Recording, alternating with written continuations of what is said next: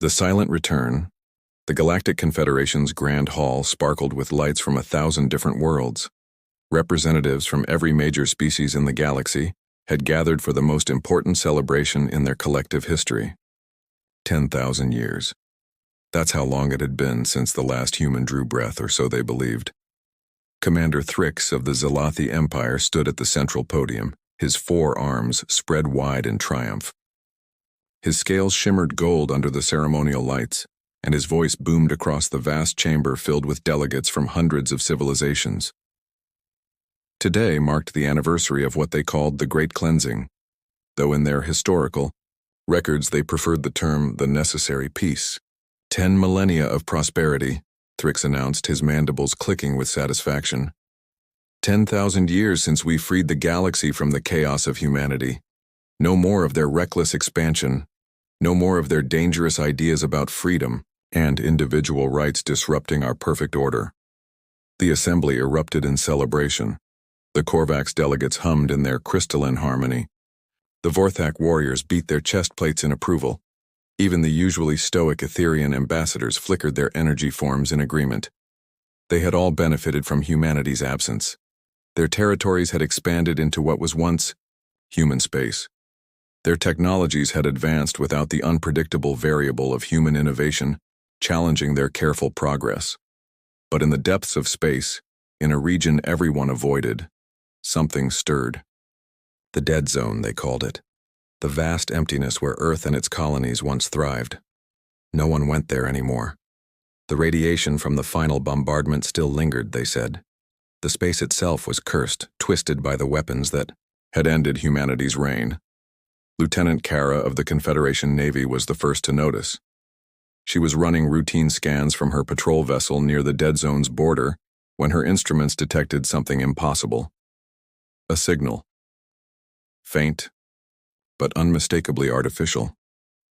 It came from deep within the forbidden region, pulsing with a pattern that made her scales turn pale. "Commander?" she whispered into her communicator, her voice trembling. "We're receiving a transmission from the dead zone." "Impossible," came the reply. "Check your instruments for malfunction." But there was no malfunction. The signal grew stronger by the hour, and then, as if emerging from the fabric of space itself, a ship appeared. It was small, no larger than a scout vessel, but its design was unlike anything in the Confederation's database. Smooth, organic curves met sharp, angular edges in a harmony that should have been impossible. It moved without visible propulsion, sliding through space like a shadow-given form. The Confederation fleet scrambled. Hundreds of warships converged on the mysterious vessel's position. Admiral Zorax himself took command, bringing his flagship, the Dominant, to bear on the unknown craft. They surrounded it, weapons charged and ready. "Unknown vessel," Zorax broadcast on all frequencies. "You have entered Confederation space. Identify yourself immediately or be destroyed." The response came not through their communication systems, but directly into their minds. Every being on every ship heard the voice simultaneously speaking, in their own language, with a tone that was calm yet carried the weight of ages. "I am Ambassador Chen of the Terran Collective. Humanity has returned to reclaim our place among the stars." The bridge of the Dominant fell silent. Zorax's 6 eyes widened in disbelief. It couldn't be. Humans were extinct. They had made certain of it. Every world glassed, every station destroyed, every ship hunted down and eliminated. The Confederation had been thorough. They had been absolute.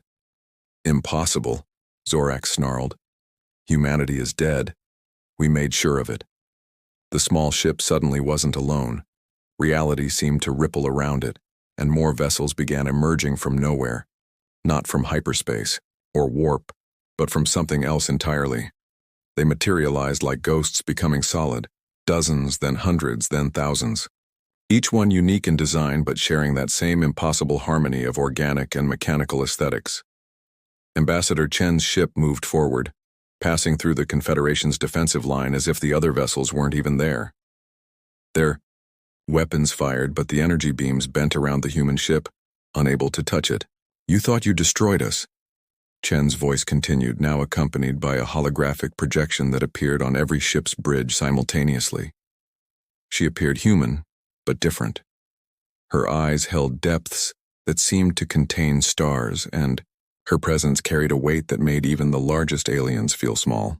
You burned our worlds, killed our children, and erased our history. But you forgot what humans do best. We adapt, we survive, we endure. The projection walked among them, though she was light years away. When you came for us, some of us ran, not in the directions you expected, not to other stars or distant galaxies. We ran sideways into dimensions you couldn't perceive, into realities you couldn't reach. For 10,000 years, we've lived between the spaces you know, in the folds of existence itself. Zorax tried to maintain his composure, but fear crept into his voice. What do you want? Justice, Chen replied simply. You committed genocide against our species. 16 billion humans died in your great cleansing. Their names are carved into the heart of every ship in our fleet. Their memories drive us forward. That was 10,000 years ago, Zorax protested. None of us were even alive then. You can't hold us responsible for our ancestors' actions. Chen's expression didn't change. Your entire civilization is built on the bones of humanity. Your technologies incorporate our stolen research. Your worlds were our worlds. Your prosperity came from our extinction. You celebrated our death today, didn't you? 10,000 years of peace, you called it. The human fleet continued to emerge. The Confederation's sensors couldn't get accurate readings. The ship seemed to exist in multiple dimensions simultaneously, phasing in and out of visible space. Some were massive, dwarfing even the Confederation's largest dreadnoughts. Others were tiny, no bigger than fighters but moving with impossible speed and precision. We're not the humanity you remember, Chen continued. 10 millennia in the spaces between spaces changes a species. We've evolved, adapted, transcended what we once were. But we remember who we are at our core. We remember what was taken from us. Admiral Zorax, in a moment of desperation, gave the order. All ships open fire, destroy them all. The space around them erupted in violence.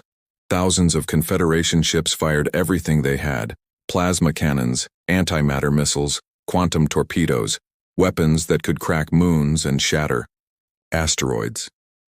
The human fleet didn't dodge. They didn't deploy shields. The attack simply passed through them as if they weren't entirely there. Then the humans responded. Not with weapons in any conventional sense. Space itself seemed to bend to their will. Confederation ships found themselves suddenly elsewhere.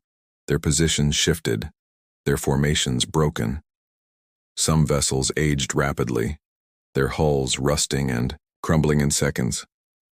Others froze in time, their crews trapped in a single moment, unable to move or think. We spent 10,000 years preparing for this moment, Chen said, her voice carrying across the chaos. Not for revenge, though we have every right to it, but to ensure this never happens again to any species ever. The Confederation's Grand Hall, light years away, received the transmission in real time, another impossibility that shattered their understanding of physics. The celebrating delegates watched in horror as their fleet was neutralized without a single human casualty. Commander Thrick stood frozen at his podium, his golden scales now dull with fear. The humans were back, and they were nothing like what the historical records described. These weren't the chaotic, divided humans their ancestors had feared and destroyed. These were something else entirely, something that had been forged in the crucible of genocide and emerged transformed. You have one rotation of your capital world to respond, Ambassador Chen announced. Acknowledge your crimes, make reparations, accept humanity's return to the galactic community, or face the consequences of your choice. The transmission ended. The human fleet vanished as suddenly as it had appeared, leaving only the disabled. Confederation vessels drifting in space, their crews unharmed but humbled. The celebration in the Grand Hall had turned to panic. The species they thought they had erased had returned, and they were more powerful than anything the galaxy had ever seen. The reckoning, The Galactic Confederation Council convened an emergency session. The grand hall that had hosted celebration mere hours ago now thrummed with fear and desperate deliberation. Commander Thrix had been joined by every military leader, every diplomatic mind, every strategic thinker the Confederation could muster. They had less than 20 hours to respond to humanity's ultimatum. "We should fight," roared General Vakath of the Kronos Legion, his bio-armor pulsing with aggressive red patterns. "We are millions of worlds strong. They are one species returned from extinction. We crushed them once, we can do it again." "You didn't see what they did to our fleet," Admiral Zorax countered, his 6 eyes haunted by what he had witnessed. "They didn't fight us. They simply made our weapons irrelevant. Our ships were toys to them." As they argued, reports flooded in from across the galaxy. Human ships were appearing everywhere, not attacking, just observing. They materialized near space stations, above populated worlds, beside trade routes, silent sentinels that phase-shifted in and out of visible space, reminding everyone that humanity was back and could be anywhere, everywhere, at any moment. On the mining world of Kepler 438, Overseer Drex watched one such ship hover above his operation. This had been a human world once, he knew. Before the cleansing, they had called it New Haven. 3 million humans had lived here, building lives under its red sun. Now it was strip-mined, its resources feeding the Confederation's endless hunger for raw materials. The ship did nothing, threatening, but Drex felt judged. Through his office window, he could see the massive excavation where a human city once stood. The bones of their civilization were still visible in the dig sites, fragments of buildings and infrastructure his. People had built over, then she appeared. Not physically, but as a projection so real he could have sworn she was standing in his office. A human woman, but like Ambassador Chen, evolved beyond what the old records showed. Her name was Captain Sarah Mitchell, and she had been born in the dimensions between spaces, part of the hidden generation. "This was my ancestors' home," she said simply, looking out at the devastation. "My great-grandmother's journal describes the parks that once grew here, the schools where children learned, the theaters where they gathered for entertainment." Drex found himself unable to speak, his 4 hearts beating rapidly in his chest. "We're not here for revenge," Sarah continued. "If we wanted that, you would already be gone. We're here for something more important, understanding." Back in the Grand Hall, the debate raged on. Some called for immediate surrender, others for negotiation, still others for a preemptive strike with weapons the Confederation had kept hidden, devices so terrible they had been banned by their own laws. It was then that humanity revealed the true extent of their evolution. Every delegate, every leader, every citizen of the Confederation suddenly experienced something unprecedented. They felt what the humans had felt. Not told about it, not shown recordings, but actually experienced it. For one heartbeat that lasted eternity, they were human during the cleansing. They felt the terror of seeing the sky burn. They experienced the helplessness of watching their children vaporize. They knew the despair of realizing their entire species was being systematically erased. They felt the desperate hope of those who fled into dimensions unknown, leaving everything behind for a chance at survival. When the moment passed, there was silence across the galaxy. Billions of beings had just experienced genocide from the victim's perspective. The weight of it crushed any remaining thoughts of resistance or denial. Commander Thrix collapsed at his podium, his golden scales now dim with shame. "By the void," he whispered. "What did we do?" Ambassador Chen appeared again, this time physically, present in the Grand Hall. She had transported directly through their shields, their security, their very understanding of what was possible. She stood where Thrix had stood hours before, but she didn't gloat or threaten. "Now you understand," she said softly. "We could have returned with fire and fury. We could have done to you what you did to us. But that would make us no better than what you were. Instead, we chose evolution. We chose to become something greater." She gestured, and the air filled with images. Human ships working alongside alien vessels, human scientists sharing impossible technologies, human medics healing diseases that had plagued species for millennia, Human engineers building bridges between dimensions, opening up infinite new frontiers for exploration. This is what we offer, Chen continued. Not conquest, but cooperation. Not revenge, but redemption. We've spent 10,000 years not just surviving, but learning. We've seen realities you can't imagine, understood forces you haven't discovered. We could have used this knowledge to destroy you. Instead, we offer to share it. General Vakath stood, his bio-armor now shifting to patterns of uncertainty. Why? Why would you help us after what we did? Because that's what makes us human, Chen replied. We could have let our pain define us, let hatred consume us. Many of us wanted to. For the first 1,000 years in exile, that's all we thought about. But then we realized something. The best revenge against those who tried to erase us wasn't to erase them in return. It was to return better than before, and show them what they could have had if they'd chosen friendship over fear. She pulled up historical records, images from before the cleansing. Your ancestors feared us because we were unpredictable, because we challenged the established order. We asked uncomfortable questions, pushed boundaries, refused to accept, because it's always been that way, as an answer. They saw chaos where we saw potential. The human fleet began to fully materialize across the galaxy. Not thousands of ships, but millions. They had been there all along, existing in parallel dimensions, waiting. But now they showed themselves fully. Cities appeared on dead worlds, restored to life through technologies that merged multiple realities.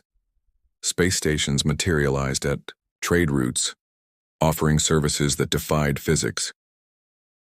On Earth itself, the dead world that had been left as a monument to the Confederation's power, something miraculous happened. The radiation cleared, the poisoned atmosphere renewed. Cities rose from the ashes, not rebuilt but restored, pulled from parallel dimensions where they had never been destroyed. 16 billion lights appeared across the planet, one for each human who had died in the cleansing, creating a memorial that could be seen from space. We're not asking you to forget what happened, Chen said. We're asking you to learn from it, to build something better together. We've seen what lies beyond the barriers of conventional space. There are threats out there that make our old conflicts seem petty. Things that consume realities, entities that exist outside time, forces that would unmake existence itself. We've been fighting them for millennia, protecting not just humanity but all life in this dimensional plane. She showed them glimpses of these threats. Cosmic horrors that defied description, wars fought in spaces between seconds, human fleets standing against things that shouldn't exist, holding the line so that normal space could continue. This is what we became in exile, Chen said. Guardians of reality itself. And now we return, not as conquerors but as shields. We offer you a choice. Accept us, work with us, and together we can face what's coming.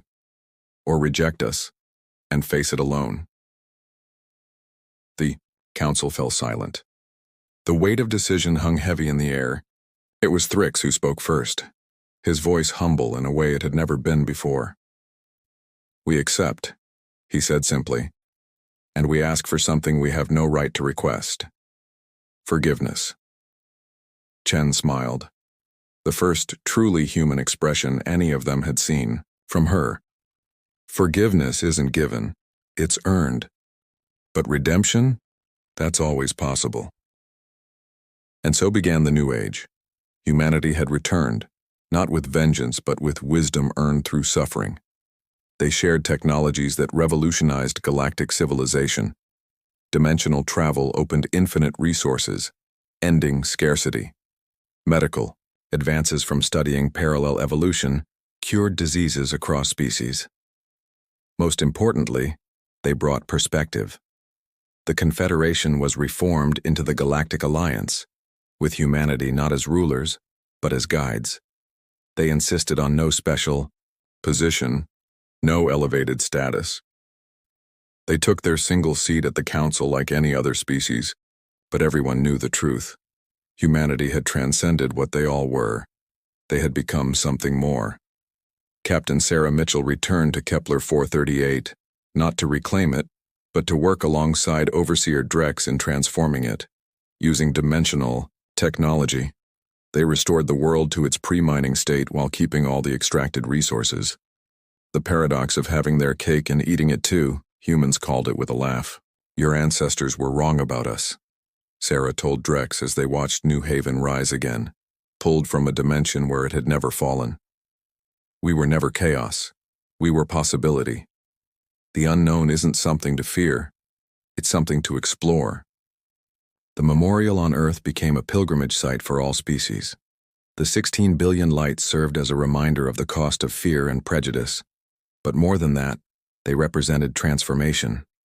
Each light told a story not just of death, but of what grew from that darkness. Humanity's fleet remained visible now, stationed throughout the galaxy. They didn't patrol or police. They simply existed, a reminder and a promise.